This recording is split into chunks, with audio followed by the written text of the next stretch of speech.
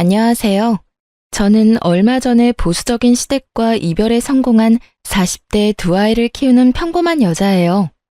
옛날 사람들은 보통 보수적이라고 하잖아요. 그런데 저희 시댁은 그것보다 더 심했어요. 남편은 3대 독자이고 시부는 남자는 하늘, 여자는 땅이라는 말을 밥보다 더 많이 했거든요. 이렇게 이야기하면 왜 그런 결혼을 했냐고들 해요. 그때는 시부보다 남편을 더 믿었기에 그런 선택을 했는데 그게 문제가 있었다는 걸 나중에 알게 됐죠. 저는 대학을 졸업하면서 일찌감치 창업을 해서 독립하게 된 경우였고 남편은 그 근처 중소기업에서 일하는 평범한 회사원이었어요. 제가 남편을 택한 이유는 딱 한 가지였어요. 상냥하고 부드럽고 폭력적이지 않다는 거요.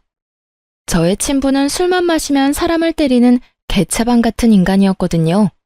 솔직히 지금도 입에 올리고 싶지도 않고 머리로 떠올리기도 싫어요. 그런 친부와 정반대의 사람이 남편이었어요. 무슨 일이든 트러블을 만들려고 하지 않았고 언제나 나긋나긋한 말투를 썼어요. 그렇지만 모든 사람이 완벽할 순 없잖아요. 남편도 문제가 있었어요. 줏대가 없다는 거였죠. 그렇지만 제가 남편 목만큼 뚝심이 있었으니 그때는 이마저도 괜찮다는 생각이 들었거든요. 이 사람과 결혼하면 내가 그리던 결혼 생활을 할 수 있을 거라고 생각했는데 그 생각은 시부를 만나고 바뀌었어요. 그래, 아가씨 부모님이 안 계신다고? 아가씨가 잘 알고 있겠지만 우리 아들이 워낙 귀한 손이야. 3대 독자야, 3대 독자. 그런데 아가씨처럼 부모 없는 여자한테 장가 간다는데 내가 기분이 좋을 리가 있겠소? 그리고 아가씨는 일도 하잖아. 자기 가게다 뭐다 말만 좋지 남편 아래로 알고 내줘도 못할 것 같은데 나는 이 결혼 반대야. 살다 일을 한다는 이유로 자기 아들이랑 결혼시키지 않고 싶다는 말을 들을 줄이야. 지금도 그렇지만 당시에도 맞벌이가 많았거든요. 그렇다고 남편이 돈을 잘 벌어서 제가 안 벌어도 되는 것도 아니고 중소기업 다니는 아들이 뭐가 그렇게 잘났는지 일도 안 하고 내조나 하라는 말을 들으니 당황했죠.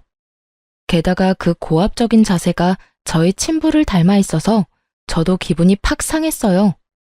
그러면 어쩔 수 없네요. 죽은 부모를 되살려올 수도 없고 제가 일으킨 가게를 접을 생각도 없으니 여기서 갈라지는 수밖에요.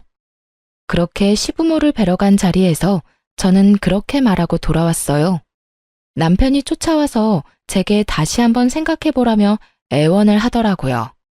이 남자 생각하면 결혼하는 게 나쁘지 않은데 그 시부를 보고 살 생각을 하니 선뜻 내키지가 않았어요. 원래 부모가 싫어하는 결혼은 하는 거 아니라잖아. 일단 생각 좀 해보자. 그렇게 말하고 돌아왔는데 며칠 뒤 저는 그 말을 번복해야 했어요.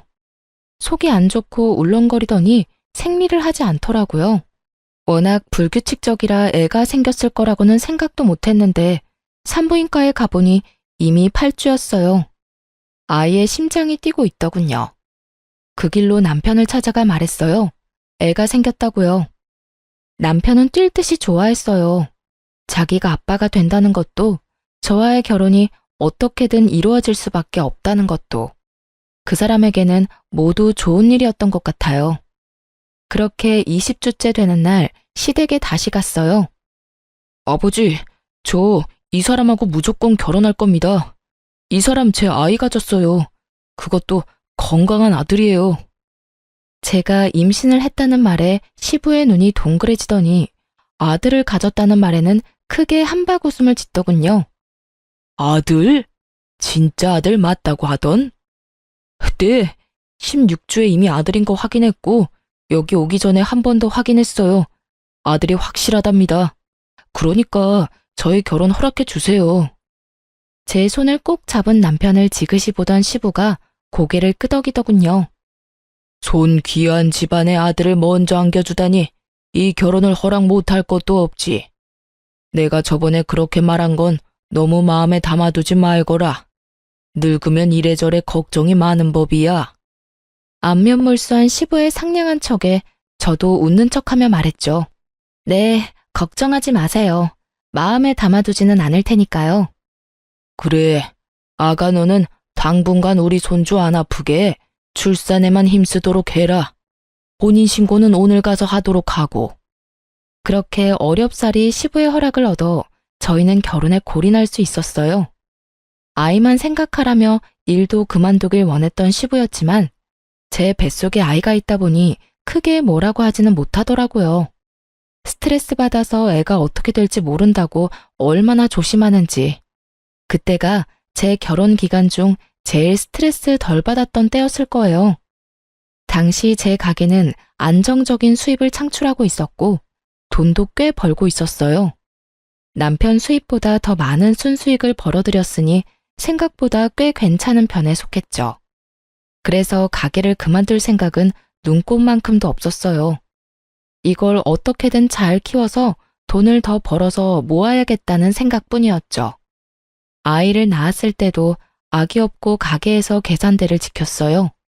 저 대신 일해줄 직원 한 명 뽑고 저는 아이를 안고 가게를 지켰어요. 장사하는 사람에게 육아휴직 같은 게 있을 리 없잖아요. 남편이 육아휴직을 쓸 수 있는 것도 아니어서 일도 육아도 모두 오로지 제 몫이었어요. 그래도 그게 힘들다고 생각한 적 없었어요. 아기는 아기대로 이쁘고 가게는 가게대로 좋았으니까요. 30대 중후반 치고는 건강했던 몸도 한몫하긴 했죠. 체력이 웬만한 여자들보다는 좋았으니까요. 그렇게 아이가 돌잔치를 할 무렵에는 어린이집을 보낼 생각으로 여기저기 알아보고 있었어요. 그런데 돌잔치하러 올라온 시부가 제게 그러더군요. 아가, 우리 손주 데리고 일주일에 3일 정도는 시댁에 내려오거라. 어차피 요새 일도 없을 거 아니냐. 아버님, 주말은 제가 시간이 없어요. 평일은 아기도 어린이집 가야 하고요.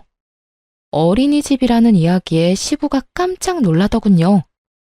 또 이 어린애를 어린이집에 보낸다고? 1살밖에 안 된 애를? 정신이 있는 거냐? 우리 귀한 장손 어린이집 보냈다가 병이라도 옮아오면 어떡하려고 그러냐? 그만둬. 그리고 너도 일 그만두고 애나 봐라. 그 가게 그것도 정리하고. 애비가 벌어오는 돈만으로도 충분해. 아버님, 무슨 걱정하시는 건지는 알겠는데요. 저희 맞벌이 아니면 생활비가 안 돼요. 애가 생겨서 돈 들 곳도 많은데 가게까지 없으면 정말로 저희 아무것도 못해요. 네가 아꼈으면 될 일이야. 아무렇게나 돈 펑펑 쓰니까 돈이 모자라다고 하지.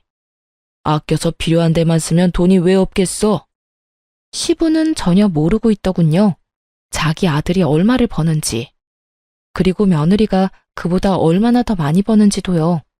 그렇다고 시부 앞에서 남편 기죽이고 싶지는 않았어요. 그리고 너 가게 일 바쁘다고 내줘도 못하고 그러는 거 내가 다 알고 있어. 우리 아들이 얼마나 귀한 아들인데. 아침 저녁 꼬박꼬박 해먹이고 안 아프도록 집에는 신경 안 쓰도록 해줘야 한다고. 가만 보니 요새 전화할 때마다 골골대는데 그거 너한테도 문제가 있는 거 아니냐? 네가 내조를 잘하면 애가 아플 일이 있겠어? 정말 억울했어요. 남편이 여름 감기에 걸린 이유는 일 마치고 집에 와서 에어컨 바로 아래서 컴퓨터 게임을 하느라 그런 거였거든요. 애를 봐줬거나 집안일을 하느라 그런 것도 아닌데 그걸 제 탓으로 몰아가는 시부에게 화도 났죠. 저는 시부의 그런 모습에 남편을 시부 옆에 세워두고 애 분유 먹여야 한다는 이유로 아이와 함께 밖으로 나갔어요. 시부 잔소리를 듣기 싫을 때마다 이런 방법으로 그 자리를 회피하곤 했어요. 시부는 제게 하루에 한 번 전화해서 일을 그만두라며 강요하기 시작했어요. 그 스트레스가 극에 달할 때쯤 시부에게서 연락이 뚝 끊겼어요. 왜인지는 모르겠지만 먼저 연락하고 싶지는 않았어요. 이대로 아무 연락 없었으면 좋겠다는 생각으로 오랜만에 편안한 마음으로 일을 하고 돌아왔는데 남편이 제게 잠깐 할 이야기가 있다고 하더군요. 왜 그래? 얼굴이 안 좋은데? 무슨 일 있어? 여보, 혹시 돈 좀 모아둔 거 있어? 이런 말하기 민망하긴 한데 돈 좀 빌려줄 수 있을까? 저와 남편은 통장을 합치지는 않았어요. 그래서 남편은 차 대출금과 아파트 공과금 정도를 맡았고 저는 생활비를 담당했어요. 무슨 일인데? 아버지가 보증을 잘못 썼는지 지금 당장 아버지 살고 있는 집 날아가게 생겼어. 제발 부탁이야. 한 번만 도와주라, 응? 빚이 거의 2억이래. 지금 그 빚을 갚아달라는 거야? 그건 아니지. 아버지 살고 계시는 지방 아파트 팔면 2억 좀 더 나와. 그걸로 빚 갚으면 살 곳이 없으시니까 집을 하나 해드렸으면 하는데 그거보다 싼 걸로. 사실 나는 우리 집으로 모셔도 되기는 한데 그건 당신이 싫잖아. 눈치를 보며 말하는 남편을 보며 저는 눈을 질끈 감았어요. 돈을 빌려주지 않으면 우리 집에서 그 꼴 보기 싫은 시부와 함께 살아야 한다는 생각에 머리가 지끈거리더군요. 아버님은 도대체 무슨 생각으로 보증을 선 거야? 빚 보증이 얼마나 무서운데. 그리고 당신은 모아둔 돈 없어? 미안. 나한테 한 1,000만 원 정도 있는데 그거라도 보탤게. 10년 넘게 같이 살며 고작 1,000만 원 모았다는 것도 열이 받았지만 시부가 친 사고에 비하면 화낼 일도 아니었죠. 그래서 제가 그랬죠. 도와줄게. 대신 집은 내 명의로 살 거야. 내가 돈 내는 거니까. 그걸로도 괜찮으면 도와줄게. 10년을 넘게 일하며 모아놓은 돈을 시부에게 써야 한다는 건 너무 아까웠지만 제 명의라면 남는 건 있을 거라 생각했어요. 그랬더니 남편이 너무 고마워하며 제 손을 꼭 잡더군요. 여보, 고마워. 아버지한테는 내가 이야기할게. 당신은 아무것도 안 해도 돼. 그렇게 남편은 좋은 소식을 시부에게 전하러 갔고 저는 속이 쓰려오는 걸 느꼈어요. 그래도 제가 해준 걸 알면 시부가 더 이상 제게 잔소리를 하지 않겠지 하는 생각도 했어요. 시부가 제게 빚을 지는 거나 다름없으니까요. 그렇게 시부가 아파트를 팔아 친구의 빚을 갚고 저는 그 사이에 봐두었던 2억짜리 집을 계약했어요. 그리고 새 집으로 이사 들어가는 날 모른 척하고 있기도 뭐해서 남편과 함께 이사를 도와주러 갔어요. 그런데 시부가 저를 보더니 또 잔소리를 하더군요. 너 여태 일하고 있어? 내가 일 그만두라고 하지 않았냐? 남의 손에 애 맡기는 게 그렇게 좋아? 나 같으면 걱정이 돼서 아무것도 못할 것 같은데. 맞벌이 무조건 해야 한다는 것도 거짓말이었지? 이거 봐라, 이 집, 네 남편이 해준 거야. 네 남편 능력이 이렇게 좋은데 뭐하러 일을 해? 당장 푼돈 버는 일 그만두고 아들 내줘나 해. 그리고 이참에 애나 하나 더 낳아라. 빚보증 잘못 써서 평생 일군 집 한 채 다 날린 시부가 집 사준 사람한테 푼돈 그만 벌고 애나 낳으라는 말을 들으니 순간 머리가 획 돌더라고요. 아버님, 말씀을 어떻게 그렇게 하세요? 이 집에 이사하게 된 게 누구 때문인지 잊지는 않으셨죠? 그리고 잘 모르시는 것 같은데 이 집 제 명의로 제 돈 주고 산 집이거든요? 한 번만 더 남편 내조해라 일 그만두라 말씀하시면 저 지금 당장 이 집 팔아버릴 거예요. 제 말에 시부가 깜짝 놀란 얼굴이 되더니 급기야 울그락불그락 씩씩대기 시작했어요. 애비야, 이게 다 무슨 말이냐?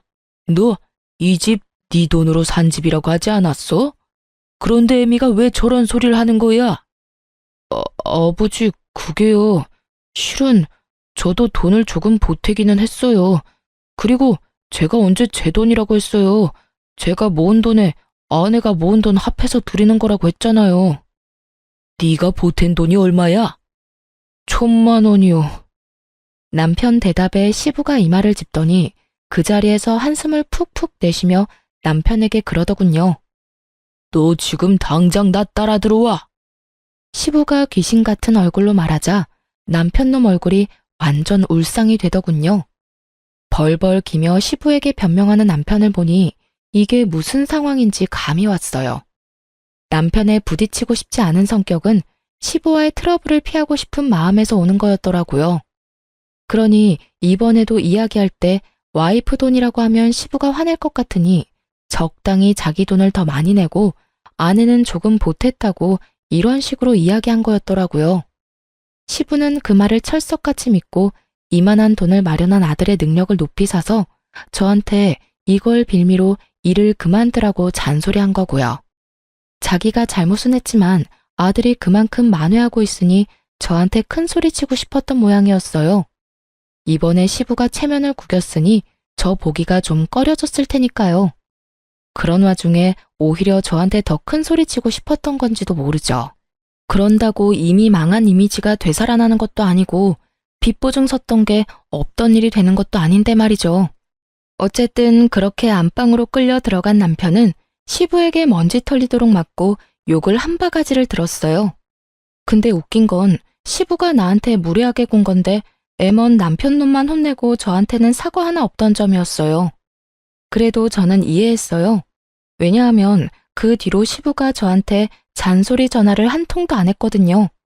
큰 돈을 썼지만 일단 내 이름으로 된 내 돈으로 묶여 있고 시부의 잔소리까지 막아줬으니 지출이 아니라 투자라고 생각하자고 저 편한 대로 생각하기로 했어요. 그렇게 시부의 일이 어떻게든 해결되고 그 뒤에는 정말 마음의 평화만이 있을 줄 알았어요. 그런데 삶이라는 게 어떻게 이렇게 제 마음대로 안 되는지 한창 가게가 잘 되던 중에 감염병이 터진 거였어요. 대한민국 자영업자들의 무덤을 만들던 그 질병은 저희 가게도 휩쓸었어요. 동네 손님 위주의 배달을 하지 않던 저희 가게는 그야말로 매출이 직각으로 추락하기 시작했어요. 아니, 추락이 아니라 터진 직후에는 0이었죠. 가게를 접어야 하는 게 아닌가 고민을 해야 할 정도였어요. 직원들도 모두 내보내야 했어요. 그래도 배달을 적극 활용하면서 조금이나마 입에 풀칠은 할 수 있게 됐어요. 그렇지만 나가는 돈이 있으니 그 정도 벌어서는 벌어들이는 순수익이 없었어요. 팔아도 적자를 면하지 못하는 상황이었죠. 모아둔 돈이라도 수중에 있었다면 차라리 싹 다 접고 새로 시작할 생각을 할 수도 있었겠지만 모아둔 돈을 시부집 사느라 다 썼으니 남은 것도 없었어요. 여보, 가게 지금 너무 어려워. 혹시 모아놓은 돈 있으면 좀 빌려줄 수 있어? 오, 나 모아둔 돈 없는데.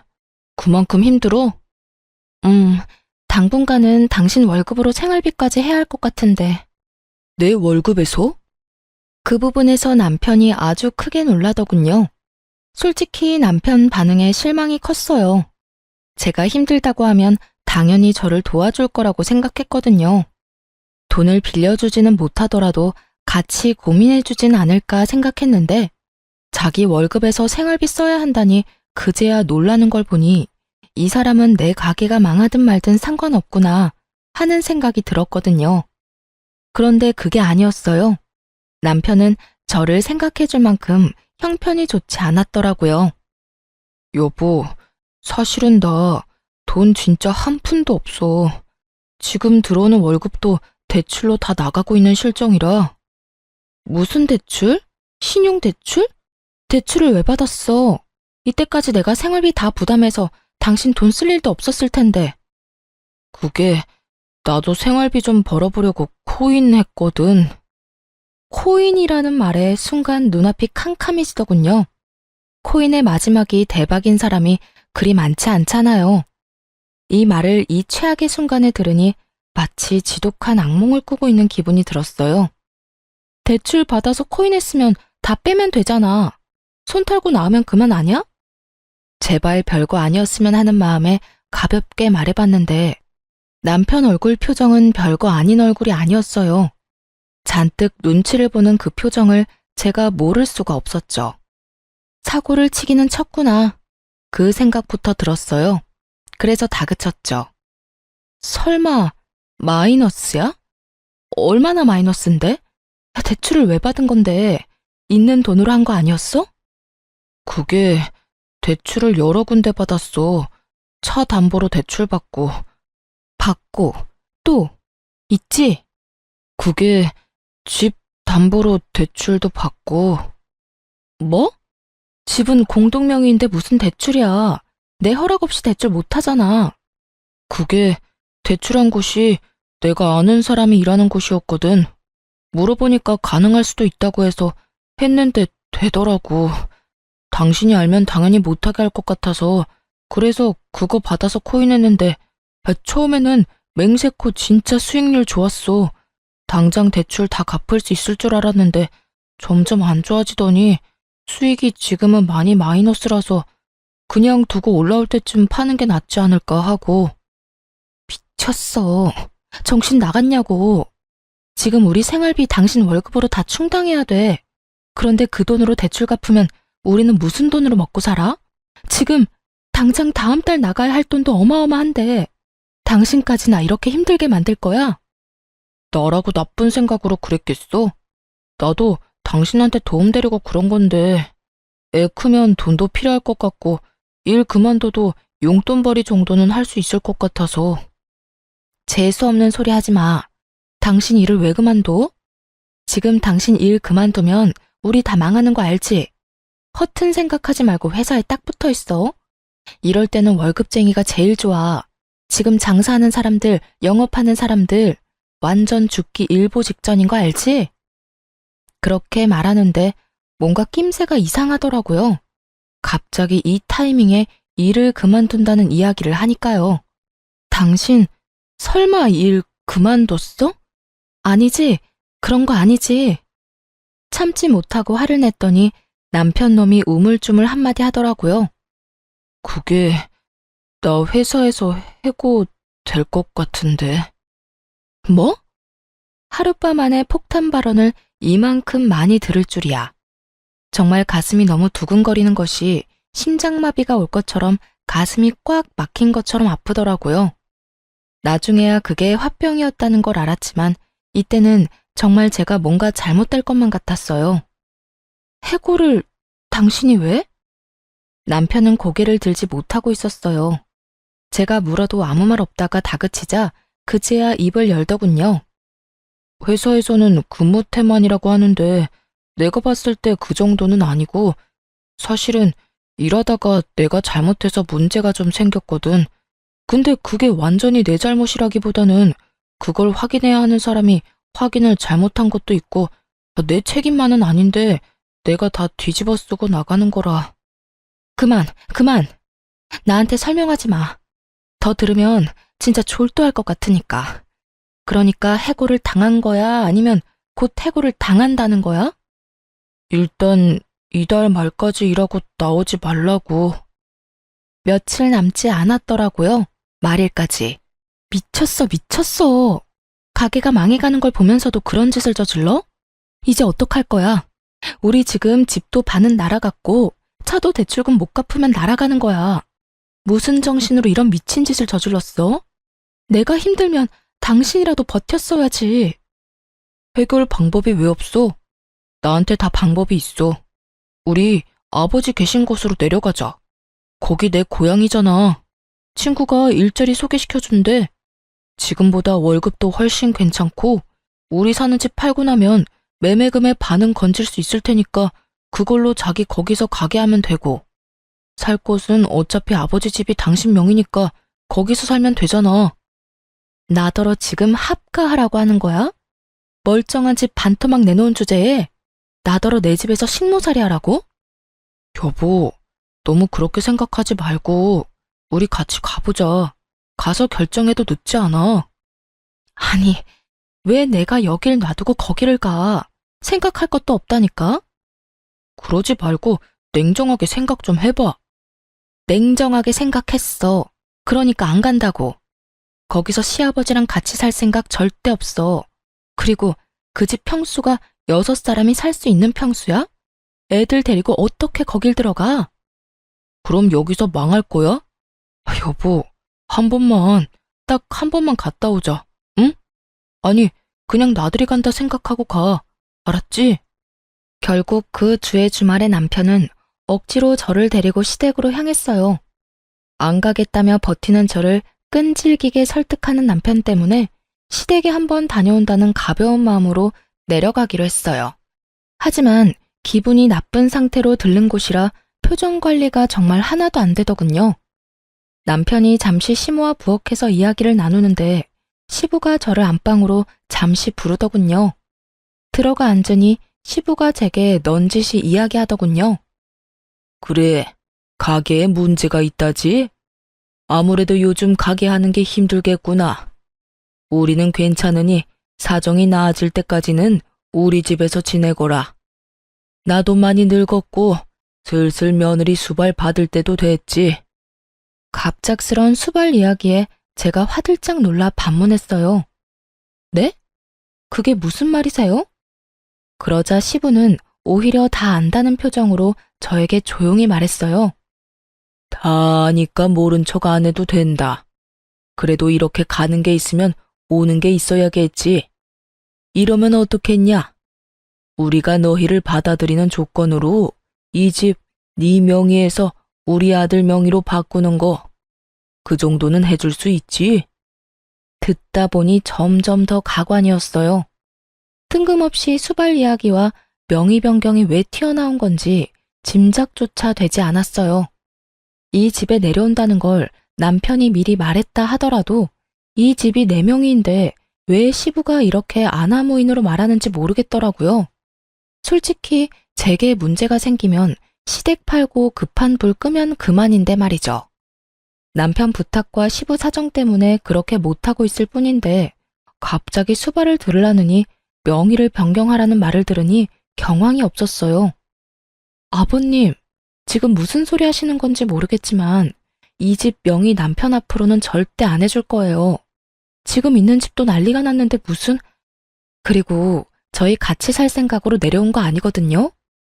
제 말에 시부가 더 놀란 표정을 짓더군요.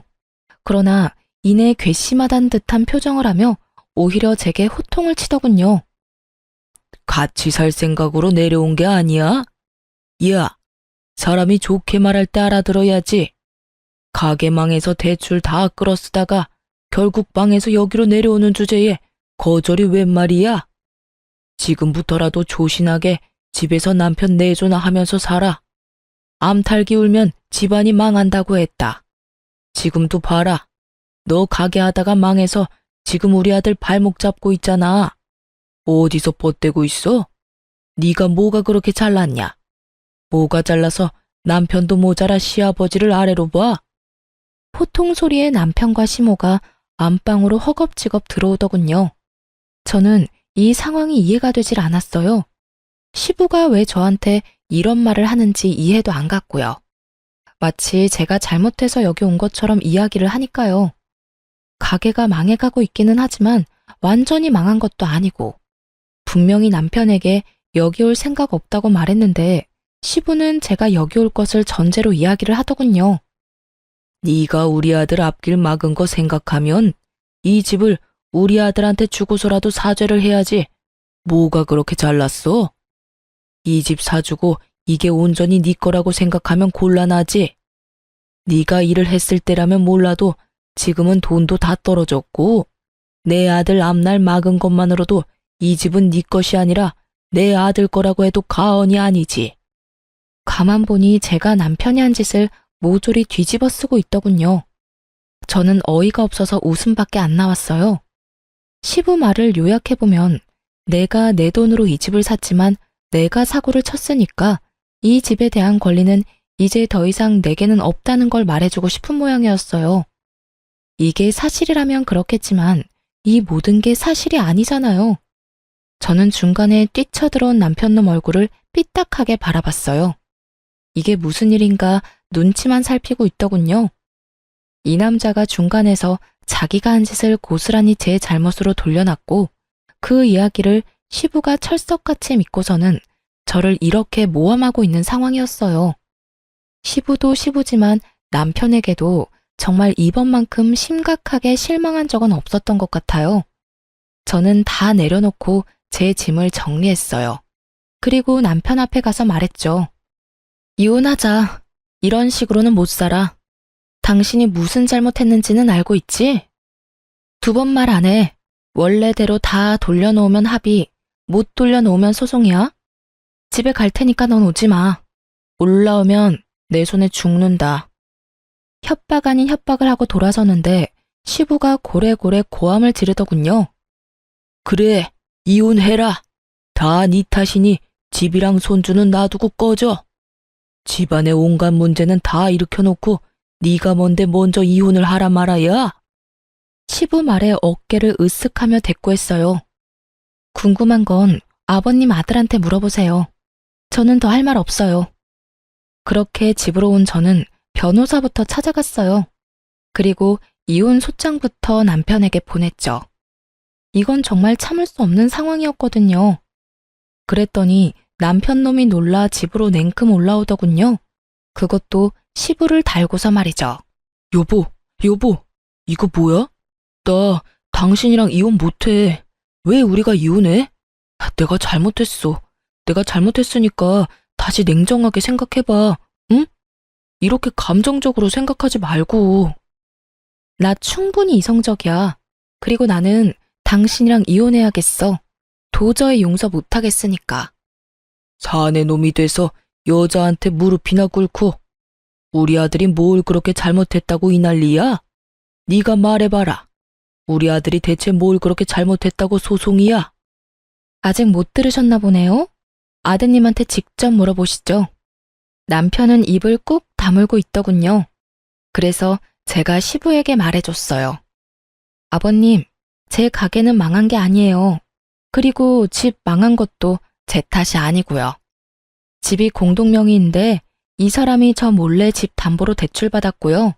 자기 지분만큼 대출받은 거라 이 집은 반쪽짜리 집이 됐고 남편 몫은 없어요. 대출만 남았거든요. 팔아도 대출금 빠지고 나면 남편한테 돌아갈 돈도 없을 거예요. 그리고 자동차도 담보대출이라고 들었고요. 신용대출도 있답니다. 그 모든 대출을 왜 썼는지도 모르시는 것 같아서 알려드릴게요. 그 잘난 비트코인에 썼대요. 지금 수익은 마이너스고요. 그리고 마지막으로 회사에서 해고당했답니다. 근무 태만에 회사 일처리 잘못하는 바람에. 뭐라고? 이게 다 무슨 소리야? 망해간다는 제 가게요. 아버님이 사시는 그 집만 팔면 살릴 수 있어요. 그리고 지금 있는 집도 절반 날아간 것만큼 보충할 수 있고요. 그러니까 이혼하고 이 집 팔아버릴 거예요. 그래야 저놈 때문에 망해가는 집 일으켜 세울 수 있지 않겠어요? 야, 이게 다 무슨 소리야? 네가 진짜로 그런 짓을 했다고? 네가 우리 있는 곳으로 내려오는 거 다 네 마누라 잘못이라며? 마누라가 이것저것 대출 끌어다 써서 우리 집에 온다고 하지 않았어? 제 예상대로였어요. 남편놈은 시부에게 이 모든 상황에서 잘못은 와이프라고 거짓말을 했더라고요. 자기가 잘못했다는 이야기는 조금도 꺼내지 않고 아내의 잘못으로만 몰아가니 시부는 기세등등해서 자기 본심을 그대로 저한테 드러냈고요. 그때 본심을 숨기고 저한테 잘해줬다면 저도 모르게 시부에게 잘해줄 뻔했어요. 속으로 여전히 저렇게 정신 나간 생각하는지도 모르고 말이죠. 그런데 더 웃긴 건 남편 반응이었어요. 왜 때려요? 제가 왜 그런 말을 했겠어요? 제 잘못인 거 알았으면 아버지가 가만히 있었겠어요? 저한테 화내고 마누라 치마폭에 쌓여 산다고 또 혼내실 거였잖아요. 그리고 좋게 넘어갈 수도 있었던 거 아버지가 허튼 소리 하는 바람에 다 망한 거잖아요. 아버지가 공동명의니 수발을 들라느니 그런 말만 안 했어도 우리가 이혼하게 될 일은 없었다고요. 다 아버지 탓이에요. 아프다고요. 그만 때리세요. 이놈이, 너는 더 맞아야 해, 이놈아. 어디서 거짓말할 데가 없어서 아비한테 거짓말을 해. 그것 때문에 지금 내가 무슨 꼴을 당했는지 알기는 하는 거야? 몰라요. 그거 다 아버지가 한 거잖아요. 저한테 덮어씌울 생각하지 마세요. 정말 철이 없어도 이렇게 없을 수가. 10년 가까이 데리고 산 남편의 모습에서 제 첫째 아들의 모습이 보인 건 착각이었을까요? 아들은 애라서 그렇다존 치지만 이 남자는 이 나이 먹도록 철은 어디로 빼돌렸을까요? 한바탕 남편놈 등짝을 두들겨 패던 시부가 힘이 빠진 듯 후회 가득한 표정으로 제게 묻더군요. 아가, 정말로 그 집 팔 생각이냐? 네, 당연히 팔 거예요. 그 집을 팔아야 집도 살리고 가게도 살릴 수 있거든요. 어떻게 하면 안 팔고 우리가 살 수 있도록 해줄 수 있겠냐? 나는 정말로 몰랐다. 아들이 이런 짓을 저질렀다는 줄은. 그리고 나한테 그런 거짓말 할 줄도 몰랐어. 이게 내 잘못은 아니지 않냐? 남편이 거짓말한 건 아버님 잘못이 아니죠. 그런데 그 거짓말에 휘둘린 건 아버님이잖아요. 설사 제가 정말로 그런 짓을 저질렀다 하더라도 가족이면 어떻게 된 일인지 괜찮은 건지 먼저 물어봐야 정상 아닌가요?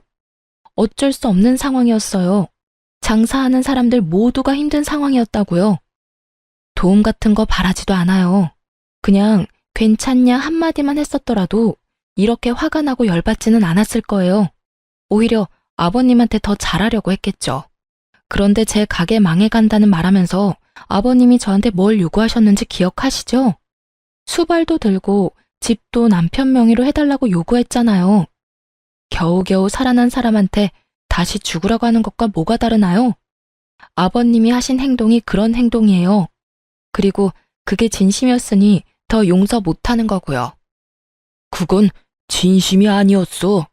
네가 아니라 우리 아들이 그런 짓을 저질렀다는 걸 알았다면 아들을 혼냈을 거다. 그러니까 이렇게 된 건 내 탓이 아니야. 제 말에 시부가 눈을 질끈 감으며 망연자실한 표정으로 열심히 현실 도피를 하더군요. 시부가 말을 끊자 이번에는 눈치만 살살 보던 남편놈이 제 손을 꼭 붙잡으며 말하더군요. 여보, 나 진짜로 반성하고 있어. 그러니까 이혼만은 제발 봐줘. 아니, 이혼하더라도 아버지 살고 있는 집만은 그냥 놔둬주면 안 될까? 우리 식구들 지금 당장 갈 곳도 없어. 이 일의 시작이 뭔지 몰라? 아버님이 빚 보증 잘못 써주는 바람에 이렇게 됐잖아. 그러니까 그 친구분 찾아가서 돈을 받든지 그 집에 어거지로 끼어 살든지 그건 당신 마음대로 해. 그 사람한테 이야기해야지 나한테 이야기해봐야 소용없어. 나는 당신하고 잘해볼 생각이 놀랍게도 전혀 없거든. 아버님도 아버님이지만 솔직히 이번에는 당신한테 더 실망이야. 너야말로 진짜 나쁜 놈이야. 그리고 그 집 나 몰래 대출받은 것도 정말 배신감 너무 느꼈고. 그러니까 앞으로 찾아오지도 말고 이렇게 구차하게 매달리지도 마. 당신 얼굴 보면 있는 정도 다 떨어지니까. 여보, 나 진짜로 직장도 잃고 자식들도 잃고 당신까지 잃으면 아무것도 남는 게 없어. 내가 불쌍하지도 않아? 다시 한 번만 생각해줘. 직장은 당신 고향에서 다닌다며. 친구가 소개해줬다고 하지 않았어? 그리고 당신이 왜 불쌍해? 이렇게 일을 크게 만든 게 모두 당신 때문인데 뭐가 불쌍해? 그게 소개시켜준다는 것도 다 거짓말이었어. 집이랑 가게 다 팔고 오면 돈이 좀 남으니까. 그 돈으로 여기서 당신 장사하고 나도 장사하는 거 도울 생각이었어. 그런데 일이 이렇게 될 줄은 몰랐지. 아버지가 그런 말도 안 되는 요구할 줄 정말 나는 몰랐어. 아버지하고 전혀 그런 이야기 한 적도 없고. 그래, 아버님이 그런 말 한 거는 아버님하고 이야기해야 하는 게 맞지. 그러니까 당신이 저지른 짓을 모조리 내가 잘못했다고 뒤집어 씌운 거에 대해서는 너랑 이야기해야 하는 거지. 솔직히 평생을 살면서 이렇게까지 인간에게 실망해 본 적이 처음이거든? 그러니까 딱 한 가지만 물어볼게. 도대체 무슨 생각으로 다 내가 잘못한 거라고 말하고 다닌 거야? 내가 싫었어? 같이 살기 싫었니? 그러면 그냥 이야기를 하지 그랬어. 조용히 이혼해줬을 텐데 꼭 이렇게 사건을 만들어서 시끄럽게 해야 했어? 여보, 내 의도는 정말로 그런 게 아니었고 모든 게 오해였잖아. 풀면 다 해결될 수 있는 오해. 오해는 무슨? 이런 게 뭔 줄 알아? 다 알고 엿먹인 거야. 당신이 나한테. 그리고 오해? 오해라고 하기에는 너무 의도가 뻔하지 않아? 얼렁뚱땅 넘어가려고 생각하지 마. 나는 이제 당신이 그 어떤 말을 해도 믿지를 못해. 믿을 생각도 없고. 한바탕 퍼붓고 나니 속이 정말 시원하더군요. 게다가 시부가 보는 앞에서 다 퍼부으니 정말 너무너무 홀가분했어요. 시부와 남편의 그 절망스러운 표정과 정반대로 저는 편안한 표정을 짓게 됐으니까요. 그렇게 남편과 저는 이혼을 하게 됐어요. 이 모든 사태를 원상태로 돌릴 수 없었던 남편놈은 당연히 소송에서 불리할 수밖에 없었고 결국 양육권, 친권, 위자료도 모두 제게 유리하게 소송이 끝났어요. 전 남편은 집안 경제를 파탄냈다는 것이 크게 먹혀 들어가서 위자료 책정에 큰 도움이 됐어요. 시부와 남편이 사는 그 집도 팔려고 했는데 나올 생각을 안 하고 뻔뻔하게 버티더라고요. 그래서 그것도 소송 걸었어요. 퇴거 소송이요. 소송 걸고 나니 또 전화기 불나도록 끊임없이 전화가 오더군요. 그러나 받을 생각도 없었어요. 그랬더니 이내 연락은 안 오고 소송을 하니 강제 집행이 돼서 결국 그 집에서 나올 수밖에 없었죠. 저는 시댁집을 팔고 남편이 대출을 받았던 저희 집도 팔았어요. 그리고 가게 근처에 작은 평수의 집을 사서 아들과 딸을 데리고 이사했죠. 사실 그 집에서 더 이상 살고 싶은 마음이 안 들더라고요. 그래서 집을 옮겨봤어요. 직장과 집이 가까우니 생활권이 모여서 애들 보기는 더 편했어요. 가게는 다시 정상 궤도로 올라오기 시작했고 직원들도 다시 뽑았어요. 전 남편과 이혼하고 깨달은 건데 그 사람이 있든 없든 제 생활에 크게 변함이 없더라고요. 그만큼 그 사람은 가족으로서 집안일에 어떤 식으로도 관여하지 않았던 걸 이혼하고 나서야 깨달았어요. 그렇게 일하고 아이들 키우느라 바쁘게 보내면서 전 남편과 시부가 어떻게 지내는지는 알 시간도 없었어요. 그런데 하루는 가게에 찾아온 의외의 손님에게서 그 사람들 소식을 들을 수 있었어요. 그 손님은 바로 전 시어머니였어요. 시모와는 좋은 사이도 그렇다고 나쁜 사이도 아니었어요. 사실 그때는 저도 시모도 여유가 없었던 것 같아요. 시모는 시부의 등살에 밀려 입도 뻥끗 못하고 죽어 지냈고 저는 저대로 시부가 싫어 시댁에 자주 들리지 않으니 시모와 대화를 나눌 시간도 없었고요. 그래서 시모가 불쑥 저희 가게를 찾았을 때 당황할 수밖에 없었죠. 어머님, 여긴 어쩐 일로? 별거 아니다. 근처 지나가는 김에 들렀어. 사실 나도 얼마 전에 너희 시아버지, 아니지, 내 남편이랑 이혼했어. 이렇게 다 늙어서 무슨 이혼이냐고 그렇게 말하는 사람들도 많은데 도저히 참을 수가 없어서 이혼했다. 평생을 자기 멋대로 살다가 결국에는 보증 잘못 써서 집 잃고 며느리한테 큰소리 뻥뻥 치다가 또 그 며느리가 해준 집을 잃었지. 그런데도 똑같더라고. 나한테는 여전히 자기가 뭐라도 되는 양 행동하는 거 있지? 일은 내가 다 하는데 말이지. 들어보니 처음에는 시모가 허드렛 일을 하며 두 사람을 먹여 살린 모양이었어요. 그러다가 결국 두 부자가 하는 행동에 열받아서 이혼하고 그 집에서 나와버린 거고요. 많이 속상하셨겠어요. 어머님 연세도 많은데 일하시려면. 근데 의외로 일하는 건 너무 좋더라. 내 돈 벌어서 눈치 안 보고 내 돈 쓰는 거 너무너무 기분 좋았어. 여태껏 남편 등살에 바깥 일이라고는 못 해보고 살았거든. 매번 남편이 주는 돈으로 아껴가며 생활하고 모자라면 친정에 빌려 쓰고 돈 생기면 갚고 그런 생활을 오랫동안 해왔어. 그러다 보니 돈을 쓸 때마다 눈치가 보이더라고. 근데 이제 그런 거 없이 원하는 대로 쓸 수 있으니까 너무 좋았지. 그럼 어머님은 아예 따로 사시는 건가요? 그래. 속 답답해서 같이 못 살겠더라고. 자식놈은 대출도 못 갚으면서 집안에서 탱자탱자 놀기 바쁘고 남편놈은 예전처럼 어디 가서 거물 흉내 내고 싶어서 환장을 했지. 그런데 집도 없고 돈도 없는데 흉내를 내고 싶어도 안 되는 거야. 얼마 전에는 아무것도 없어서 기초생활수급자 신청까지 했어. 그것도 나한테 시키더라. 동네 소문난다고. 겨우겨우 얻은 월세방인데 동네 창피해서 못 살겠다고. 다른 동네 가자면서 떼를 쓰는 통에 아들놈이 데리고 이사 갔다고 하더구나. 그 인간은 여전히 정신 못 차렸어. 그래도 아들놈은 정신이 돌아왔는지 인력사무소 다닌다고 연락 왔었어. 멀쩡한 직장 그대로 계속 다녔으면 이런 힘든 일 할 일은 없었을 거 아니냐. 그 생각만 하면 참, 우리 아들놈도 자기 무덤 열심히 판 거지. 너처럼 돈도 잘 벌고 자식들한테도 잘하고 시부모한테도 잘한 사람이 어딨다고 그런 모자란 짓을 해서 이혼을 당해? 나 같아도 이혼이지.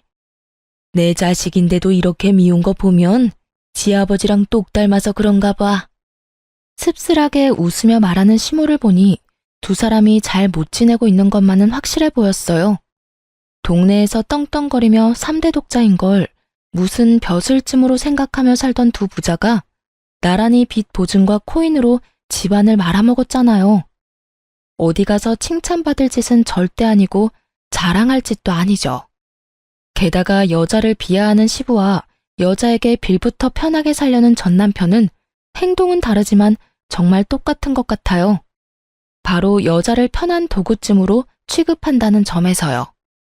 두 사람의 일에 크게 관심이 없었지만 이렇게 전해 듣고 보니 생각보다 형편없어서 역시 사람은 뿌린 대로 거두는가 보다 하는 생각이 들었어요. 특히 시부와 시모가 이혼까지 하게 될 줄은 상상도 못했거든요. 하지만 시부의 헛짓거리에 결국 곁에 있던 사람들이 모두 떨어져 나갈 수밖에 없었죠. 제가 키우는 아이들이 저런 사람들처럼 되지 않도록 최선을 다해 키워야겠다는 다짐을 하게 된 날이었어요. 시부가 마음을 곱게 썼으면 말이죠. 늙어서도 대접받으며 살았을 거예요. 모든 사람들이 그렇듯 좋은 사람에게는 정말로 좋은 대접을 해주고 싶으니까요. 하지만 악독하게 마음을 쓰니 결국은 끝이 좋지 못한 거예요. 자기 팔자 자기가 꼬았다는 거죠. 저도 잊고 살려고 하고 있었는데 우연히 시모를 만나고서 기억이 촘촘히 떠오르더군요. 이런 시부모가 아직도 있나 하는 생각으로 제 사연을 써봤는데 어떠셨나요? 쓰다 보니 길어졌네요. 지금까지 저와 함께 해주셔서 감사합니다.